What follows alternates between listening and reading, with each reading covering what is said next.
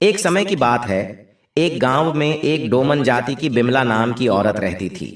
वह बहुत ही नेक स्वभाव की थी, लेकिन कहते हैं ना, पिछले कर्मों का फल हमें भुगतना ही पड़ता है। उसके जीवन में अपार दुख थे। उसका पति हमेशा बीमार रहता था। उसके 4 बच्चे थे। सभी की जिम्मेदारी बिमला के कंधों पर थी। बेचारी बिमला बांस की टोकरी पंखा बनाकर बेचती थी। कभी उसका चूल्हा जलता तो कभी भूखे पेट ही सो जाते थे। एक बार बिमला बांस की टोकरी और बांस का पंखा एक सेठ के घर बेचने गई। वहां पर उसने देखा कि गणपति बप्पा की पूजा करने से जीवन के सारे दुख दूर हो जाते हैं। चाहे उसके पिछले जन्म कितना भी खराब क्यों ना हो, पर गणेश जी की पूजा करने से लाखपति बन जाते हैं। विमला गणेश भगवान की इतनी महिमा सुनकर गणेश भगवान की पूजा करने का निर्णय लेती है। गणेश भगवान की मूर्ति लाने के लिए बिमला दिन रात काम करने लगती है। बहुत मेहनत के बाद वह कुछ पैसा एकत्रित कर पाई। इसी बीच भादों का महीना आ गया। बिमला गणेश उत्सव के पहले बाजार गई गणेश जी की मूर्ति लेने के लिए। पर उसे देख दुकानदार कहने लगे, तू अछूत है, हम तुम्हें गणेश बप्पा की मूर्ति कैसे दे सकता हूं। उस बाजार में मूर्ति की 3 दुकानें थीं। विमला एक के बाद एक दुकान पर गई और तीनों दुकानदार उसे दुकान से दूर खड़े रहने के लिए कहने लगे और गणेश जी की मूर्ति भी नहीं देती। इस तरह बिमला गणेश भगवान को याद करती और रोती हुई अपने घर आ गई। बिमला अपनी दादी नानी से कहानियों में सुना करती थी कि ब्रह्मांड में सबसे पवित्र गाय का गोबर माना जाता है। बिमला ने निर्णय लिया कि वह गाय के गोबर का गणपति बनाएगी और उसी का पूजा अर्चना करेगी। इस प्रकार बिमला घर के एक कोने को गाय के गोबर से लीप कर साफ किया।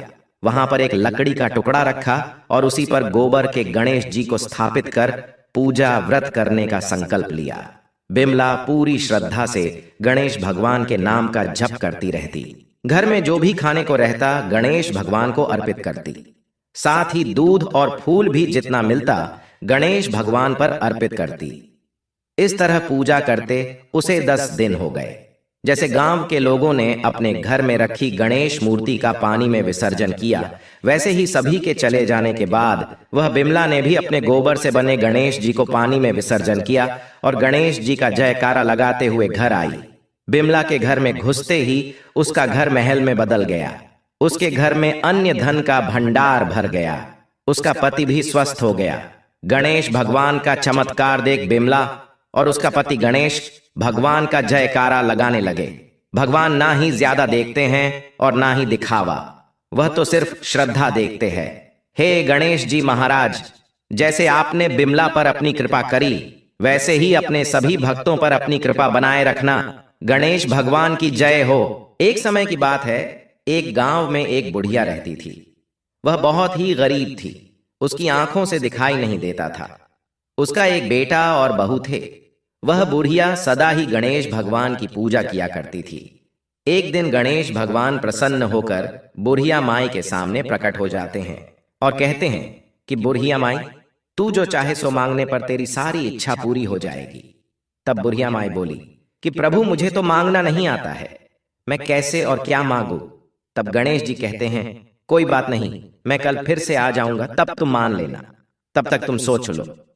तब बुढ़िया माई अपने बेटे के पास गई और बोली, बेटा, गणेश जी मुझ पर प्रसन्न हुए हैं और मुझे वर मांगने को कहा है, तो बताओ मैं क्या मांगू।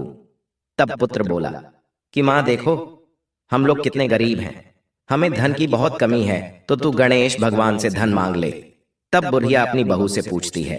तब बहू कहती है कि माई, आप तो नाती पोते मांग लीजिए। तब बुढ़िया माई सोचती हैं कि यह तो सब अपने अपने मतलब की बातें कर रहे हैं। फिर वो अपनी पड्डी ढोसन के पास जाती हैं और उससे पूछती हैं। तब वह पड ढोसन कहती है कि बुढ़िया माई, तू तो थोड़े ही दिन जिएगी, तू क्यों धन मांगेगी, क्यों नाती मांगेगी। तू तो अपने लिए अपनी आंखों की रोशनी मांग ले, जिससे तेरी जो बची जिंदगी है वह आराम से कट जाए। तब बुढ़िया माई अगले दिन घर के मंदिर में जाकर बैठ जाती है। तब तक गणेश भगवान प्रकट होती है। गणेश जी ने कहा, बुढ़िया माई, क्या चाहिए तुम्हें, मांग लो।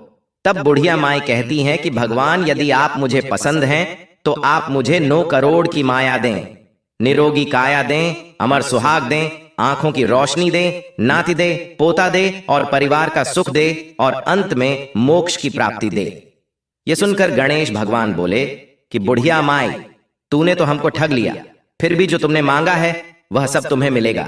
इतना कहकर गणेश भगवान अंतर्ध्यान हो गए। बुढ़िया माई ने जो कुछ भी मांगा था वह सब उसे मिल गया। हे गणेश जी महाराज, जैसे आपने उस बुढ़िया माई पर अपनी कृपा करी, वैसे ही अपने सभी भक्तों पर अपनी कृपा बनाए रखना, सबके व्रत को पूर्ण करना। प्रेम बोले गणेश भगवान की जय हो मां, और भगवान की जय हो।